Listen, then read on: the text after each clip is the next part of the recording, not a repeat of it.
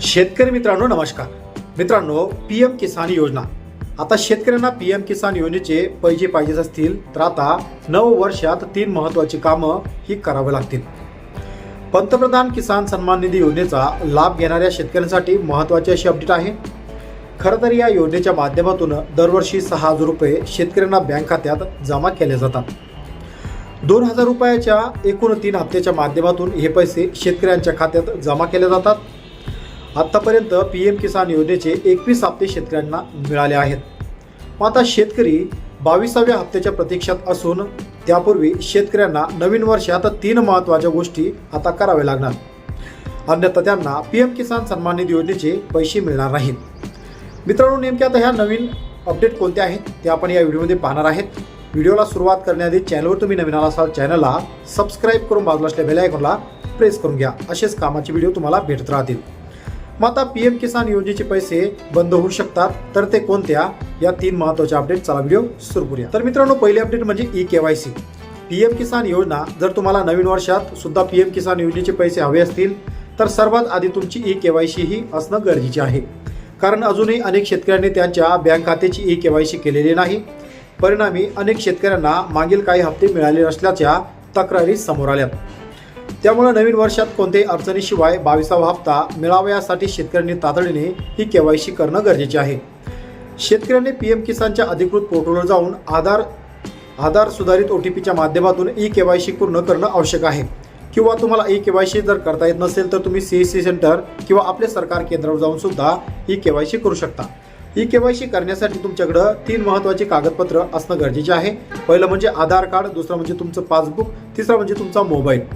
तुमचा आधारला जोही मोबाईल नंबर लिंक असेल त्यावर OTP टाकून तुम्ही ई-केवायसी करू शकता। दुसरं म्हणजे जमिनीच्या नोंदी। दुसरी महत्त्वाची गोष्ट म्हणजे जमिनीच्या नोंदी। शेतकऱ्यांच्या नावावर असलेल्या शेतीच्या जमिनीची माहिती ही पोर्टलवर अचूक आणि अद्ययावत असणं गरजेचं आहे।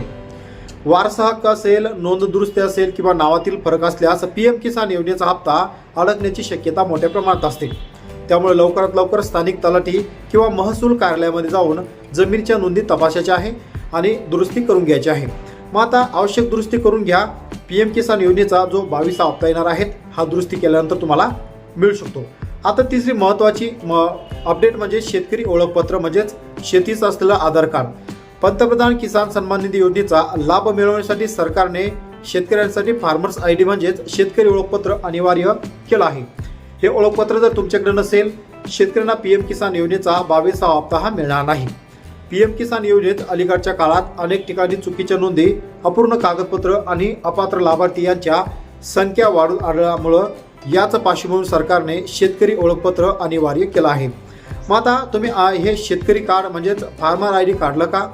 जर फार्मर ID काढलं नसेल तर तुम्ही ऑनलाईन सेंटरवर जाऊन CSC केंद्रावर जाऊन तुमचं ID हा काढू शकता।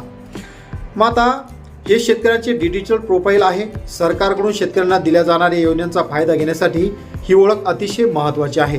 हे एक युनिक आयडेंटिटी कार्ड असून ज्यांच्या आधारे तुम्हाला कोणती योजना लागू होते, किती सबसिडी मिळू शकते याबद्दल सगळी माहिती तुम्हाला या आयडेंटिटी कार्डद्वारे पोर्टलवर सर्च करता येते।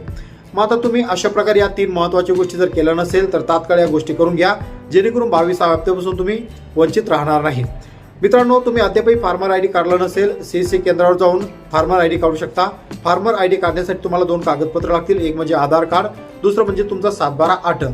आणि तुमच्या आधार कार्डला जर मोबाईल नंबर लिंक असेल तर तुम्ही घरबसल्या सुद्धा फार्मर्स ID काढू शकता। मित्रांनो, फार्मर ID काढायचा कसा या संदर्भात आपल्या YouTube चॅनलवर महत्त्वाचा व्हिडिओ बनवून ठेवला आहे, ज्याची लिंक मी खाली डिस्क्रिप्शन बॉक्समध्ये दिलेली आहे किंवा वरती आय बटनमध्ये सुद्धा लिंक दिलेली आहे। त्या लिंकवर क्लिक करून तुम्ही फार्मर्स ID हा घरबसल्या सुद्धा काढू शकता। मित्रांनो, व्हिडिओमधील माहिती कशी वाटली? योग्य वाटली असेल तर व्हिडिओला नक्कीच एक लाईक करा। व्हिडिओ आवडला असेल त्याचबरोबर हा व्हिडिओ जास्तीत जास्त शेतकऱ्यांवर सुद्धा शेअर करा। मित्रांनो, चॅनलवर नवीन असाल चॅनलला सबस्क्राईब करून बाजूला असलेल्या बेल आयकॉनला नक्कीच प्रेस करून घ्या।